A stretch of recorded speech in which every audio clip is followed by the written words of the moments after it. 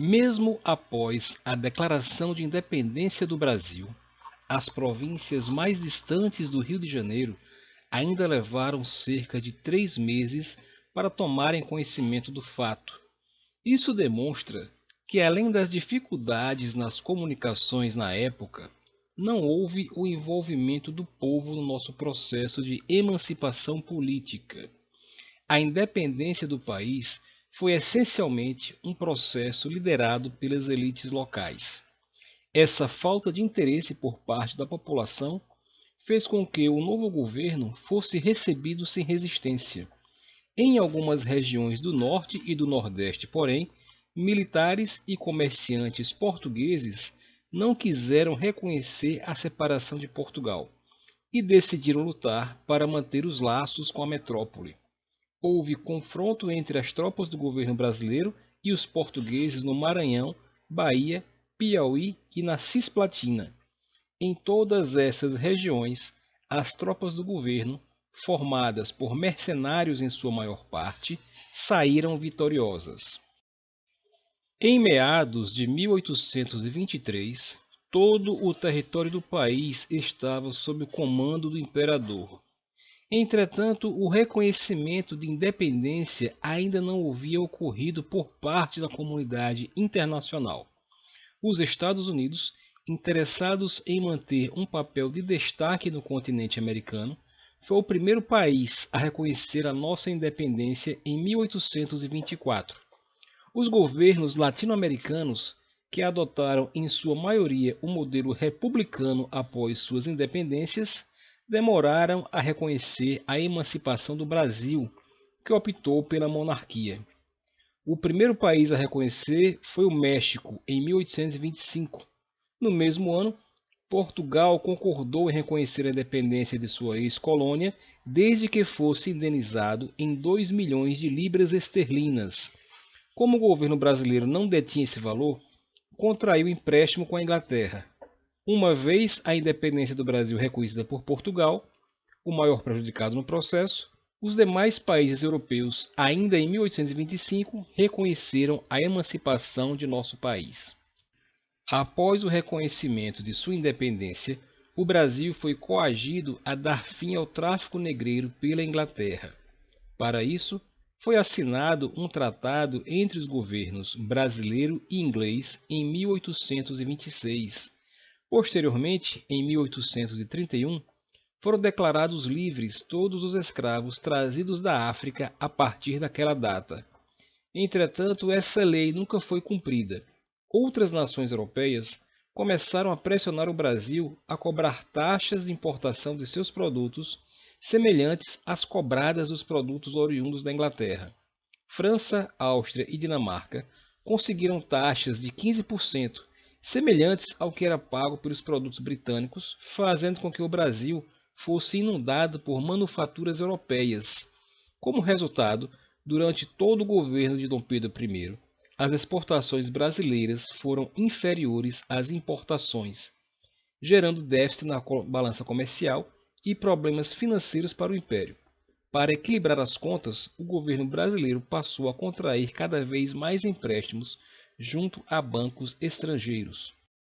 A independência brasileira foi um arranjo político realizado pela elite da época. O antigo poder da metrópole foi transferido para o novo governo e absorvido pelos grupos dominantes da ex-colônia. A participação do povo nesse processo foi pouco expressiva ou quase nula. Isso ficou claro com a formação da primeira Assembleia Constituinte, convocada ainda em 1822, antes mesmo da independência do Brasil, que tinha o objetivo de elaborar a primeira Constituição brasileira. A maioria dos membros da Assembleia Constituinte representava os interesses dos grandes proprietários de terras. Isso ficou bem claro até pela forma como ficou conhecida como a Constituição da Mandioca, pois estabelecia que só poderiam ser eleitores ou candidatos aqueles que tivessem renda mínima equivalente a 150 alqueires de farinha de mandioca. Mostrava dessa forma que defendia os interesses da elite agrária. O projeto da Constituição ficou pronto em 1823 e, entre alguns aspectos, defendia que os estrangeiros ficavam proibidos de ocupar cargos públicos, ampliava os poderes do legislativo e limitava os poderes do imperador. Insatisfeito, Dom Pedro I recusou o projeto e dissolveu a Assembleia no dia 12 de novembro de 1823, com a ajuda das tropas imperiais. Os deputados que reagiram ao ato do imperador foram expulsos do país, entre eles José Bonifácio. Com o fracasso do projeto de elaboração da primeira Constituição brasileira, Dom Pedro I nomeou uma comissão composta por 10 brasileiros com a incumbência de realizar o projeto. Os trabalhos foram concluídos em março de 1824, sendo aprovado e outorgado pelo imperador logo em seguida. Entre as mudanças, a nova Constituição estabelecia a existência de 4 poderes: o executivo, o legislativo, judiciário e moderador. O poder executivo era responsabilidade do imperador e seus ministros de Estado, encarregados de administrar a nação. O poder legislativo ficava nas mãos de senadores de cargo vitalício e deputados eleitos para mandatos de 3 anos. O poder judiciário deveria ser exercido pelos juízes e tribunais, sendo o seu órgão máximo o Supremo Tribunal de Justiça. A novidade ficou por conta da criação do poder moderador, exercido exclusivamente pelo imperador, que dava a Dom Pedro o direito de intervir nos demais poderes. A Constituição excluiu do processo eleitoral a maioria da população, a grande maioria dos homens. Todas as mulheres, escravos e indígenas não ganharam o direito ao voto. Apenas homens livres, com renda anual acima de 100 mil réis, podiam votar. Para ser candidato a deputado, a renda mínima anual não podia ser inferior a 400 mil réis, e para senador, 800 mil réis. Com isso, os grandes comerciantes garantiram sua participação na vida pública, ao lado dos grandes proprietários de terras. A Constituição de 1824 também declarou a religião católica como religião oficial do Brasil. Com isso, quem tivesse religião diferente da católica só poderia praticá-la em ambiente privado, pois a lei proibia a instalação de templos que não fossem católicos no país. A Constituição também estabeleceu o regime de padroado, no qual os membros da Igreja recebiam remuneração do governo e, em contrapartida, o imperador investiu os sacerdotes nos diversos cargos eclesiásticos. Havia, dessa forma, um controle político da Igreja pelo imperador. A conduta autoritária de Dom Pedro e centralizador, especialmente após a promulgação da Constituição de 1824, causou o repúdio dos políticos de pensamento liberal.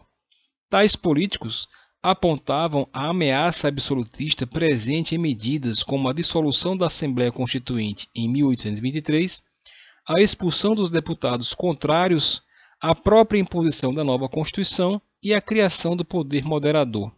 A reação mais enérgica veio do Nordeste, liderada pela província de Pernambuco. Em julho de 1824, líderes liberais propuseram a instalação de um regime republicano e federalista inspirado nos moldes dos Estados Unidos, de poder descentralizado.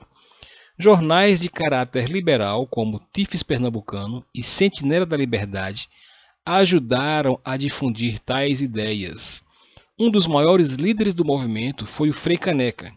Nos jornais, o clérigo defendia a ideia de o país instituir a federação e acabar a vitalicidade dos mandatos dos senadores, além de condenar a existência do poder moderador.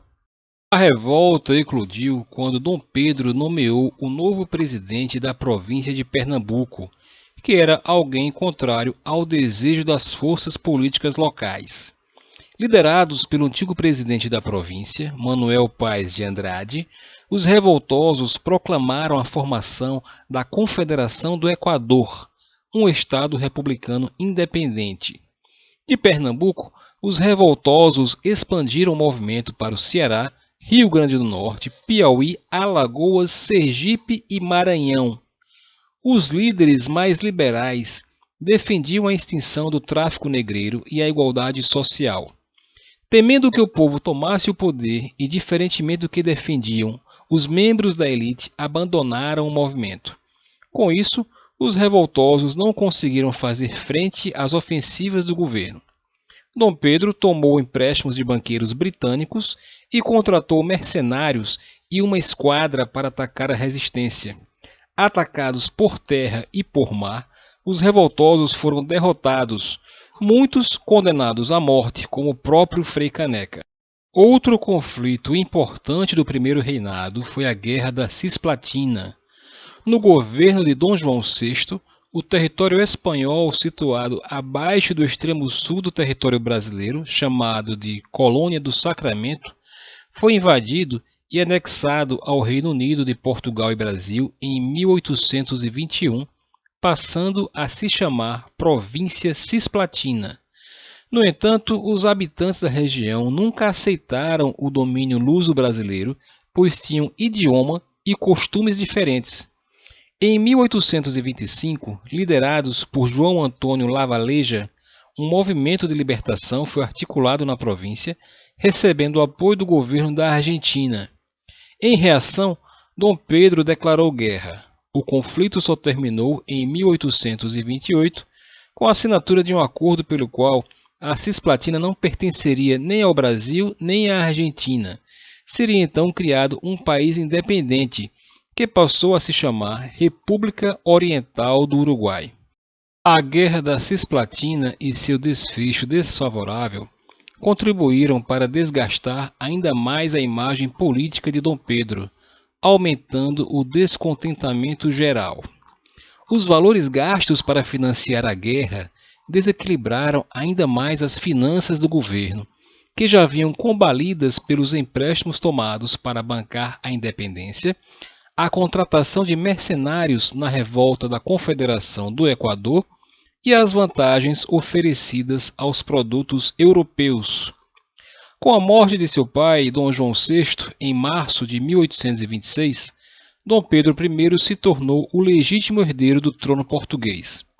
Os políticos liberais brasileiros se opuseram à ideia de que Dom Pedro fosse imperador do Brasil e de Portugal. Isso fez com que ele renunciasse ao trono português em favor de sua filha, Maria da Glória. Como sua filha ainda não atingira a maioridade, o irmão de Dom Pedro, Dom Miguel, assumiu a regência interinamente, mas logo, traindo o irmão, se declarou rei de Portugal por meio de golpe de Estado. Internamente, as relações entre os grupos políticos e o imperador foram se deteriorando. O estilo autoritário de Dom Pedro desagradava inclusive os políticos moderados. O envolvimento de Dom Pedro na questão da sucessão portuguesa só agravou o quadro.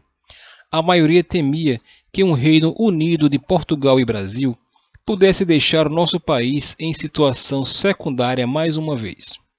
Para piorar a situação, em novembro de 1830, o jornalista Líbero Badaró, um dos líderes da imprensa oposicionista ao governo, foi assassinado.